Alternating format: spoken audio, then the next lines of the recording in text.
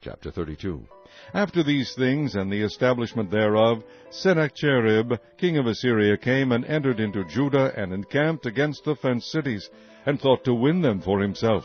And when Hezekiah saw that Sennacherib was come, and that he was purposed to fight against Jerusalem, he took counsel with his princes and his mighty men to stop the waters of the fountains which were without the city, and they did help him.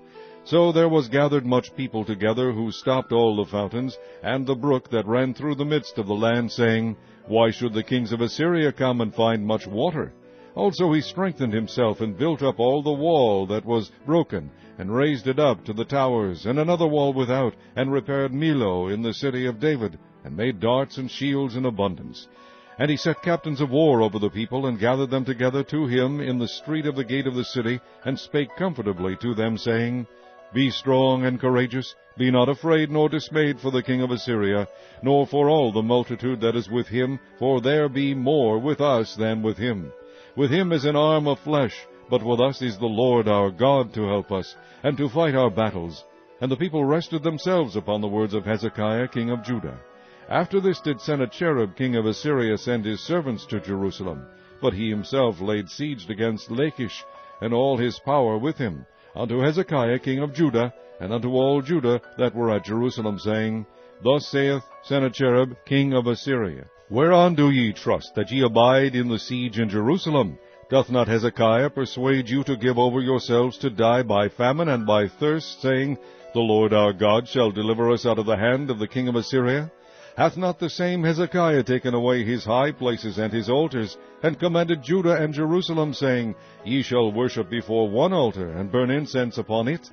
Know ye not what I and my fathers have done unto all the people of other lands? Were the gods of the nations of those lands any ways able to deliver their lands out of mine hand? Who was there among all the gods of those nations that my fathers utterly destroyed, that could deliver his people out of mine hand, that your God should be able to deliver you out of mine hand?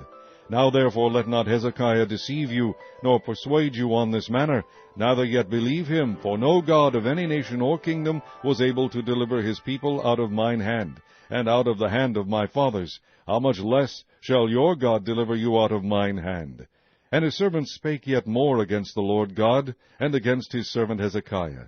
He wrote also letters to rail on the Lord God of Israel, and to speak against him, saying, As the gods of the nations of other lands have not delivered their people out of mine hand, so shall not the God of Hezekiah deliver his people out of mine hand.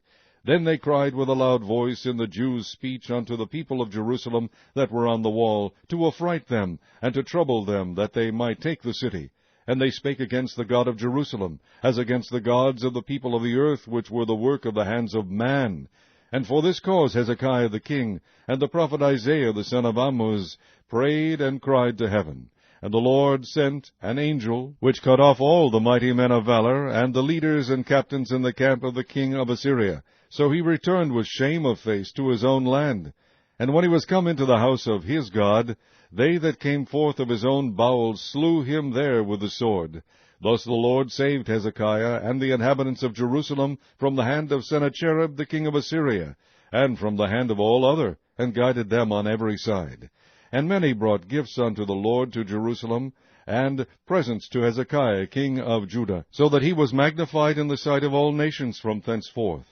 In those days Hezekiah was sick to the death, and prayed unto the Lord, and he spake unto him, and he gave him a sign. But Hezekiah rendered not again according to the benefit done unto him, for his heart was lifted up. Therefore there was wrath upon him, and upon Judah and Jerusalem. Notwithstanding Hezekiah humbled himself for the pride of his heart, both he and the inhabitants of Jerusalem, so that the wrath of the Lord came not upon them in the days of Hezekiah. And Hezekiah had exceeding much riches and honor, and he made himself treasuries for silver, and for gold, and for precious stones, and for spices, and for shields, and for all manner of pleasant jewels. Storehouses also for the increase of corn and wine and oil, and stalls for all manner of beasts, and coats for flocks. Moreover he provided him cities and possessions of flocks and herds in abundance, for God had given him substance very much. This same Hezekiah also stopped the upper watercourse of Gihon, and brought it straight down to the west side of the city of David. And Hezekiah prospered in all his works. Howbeit, in the business of the ambassadors of the princes of Babylon, who sent unto him to inquire of the wonder that was done in the land, God left him to try him, that he might know all that was in his heart. Now the rest of the acts of Hezekiah and his goodness, behold, they are written in the vision of Isaiah the prophet, the son of Amoz, and in the book of the kings of Judah and Israel. And Hezekiah slept with his fathers, and they buried him in the chiefest of the sepulchres of the sons of David.